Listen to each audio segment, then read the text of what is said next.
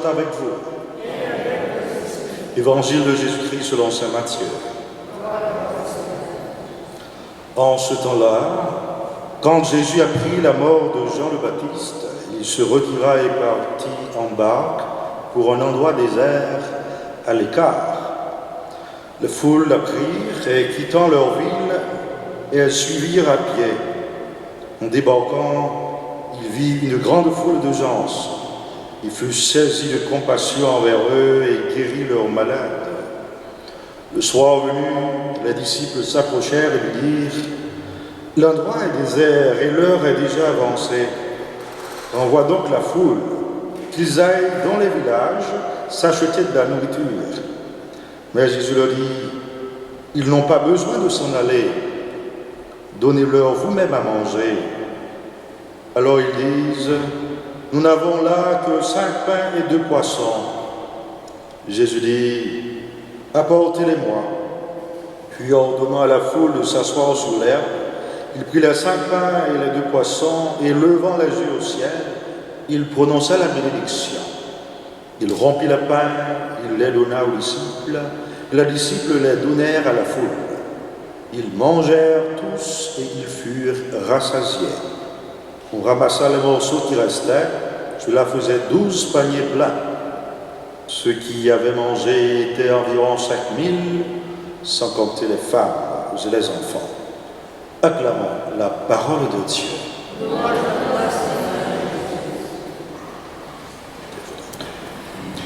Sœurs et frères, depuis environ 4 dimanches, la parole de Dieu nous met sur le chemin du royaume.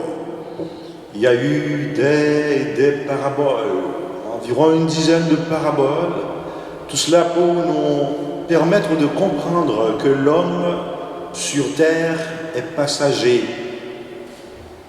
Nous marchons vers notre vraie patrie, qui est le royaume. Et aujourd'hui, le prophète Isaïe nous parle du royaume en utilisant l'image d'un banquet de grâce et d'abondance. Une vision magnifique.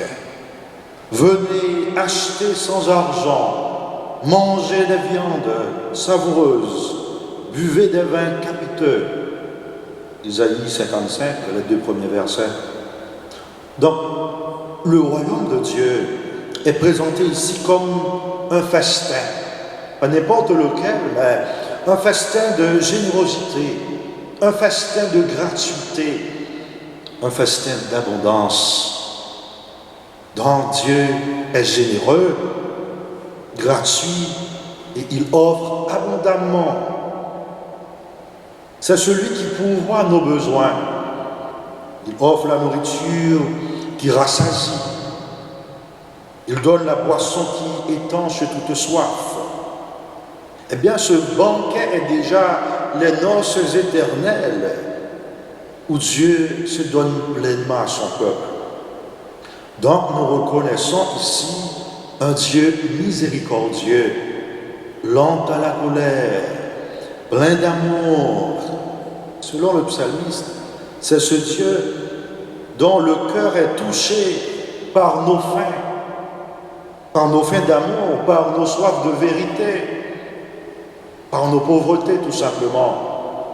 Il veut nous rassasier profondément, car, comme disait le refrain, il ouvre sa main et comble tout vivant. Donc en Jésus, cette compassion, cette miséricorde de Dieu se concrétise. Nous pouvons palper, toucher Dieu qui se rend proche de nos manques. Et voilà qu'il nous invite à collaborer à cette œuvre. Il leur dit quoi? Donnez-leur vous-même à manger. Donc Dieu nous rend responsables dans sa générosité.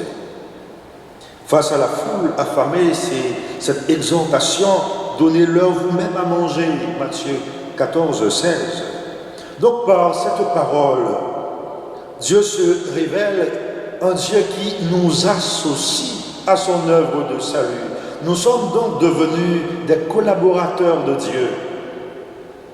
Et comme le disait saint Augustin, Dieu nous a créés sans nom, mais il n'a pas voulu nous sauver sans nom. Donc, nous devons participer à ce salut qu'il nous offre. Et voilà comment nous participons. 5 pains, 2 poissons. Les 5 pains et les 2 poissons, c'est comme une offrande que nous apportons à Dieu afin qu'il les transforme. Donc, c'est le fruit de nos travaux, c'est le fruit de nos efforts que nous donnons à chaque Eucharistie. Ce que nous apportons est limité, mais à chaque fois, entre les mains du Christ, ce que nous apportons est transformé, est multiplié pour devenir, pour nos frères, pour nos sœurs, abondance. Donc Dieu nous apprend ainsi à prier pour les fruits de nos mains, à partager avec nos frères, à partager avec nos sœurs, à travailler pour répondre à nos besoins, mais pour aussi répondre à leurs besoins. Et ce geste de la multiplication des pains annonce déjà ce que nous célébrons, l'Eucharistie. Le Christ qui se donne comme nourriture pour notre âme, comme force pour notre marche, comme source de communion fraternelle. Oui, autour de sa table, nous sommes tous invités, tous nourris, et il reste encore. C'est le fruit de son abondance. Cela révèle que la grâce de Dieu est toujours surabondante. Nous ne pourrons jamais épuiser la grâce de Dieu, peu importe la somme de nos besoins. Donc, l'Eucharistie que nous célébrons, c'est l'accomplissement de ce banquet dont parlait Isaïe dans la première lecture.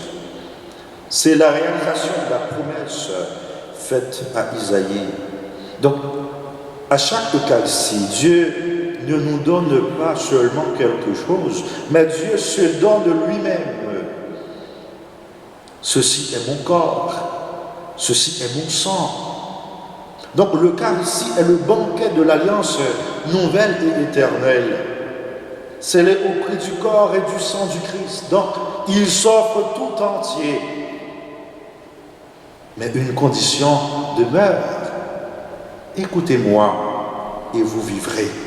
Donc la parole de Dieu est aussi notre nourriture. Et c'est la source de la vie.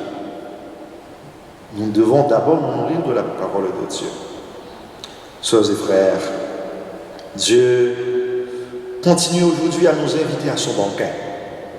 Il continue aujourd'hui à nous nourrir de sa parole, de son corps et de son sang, à nous associer à son œuvre de salut.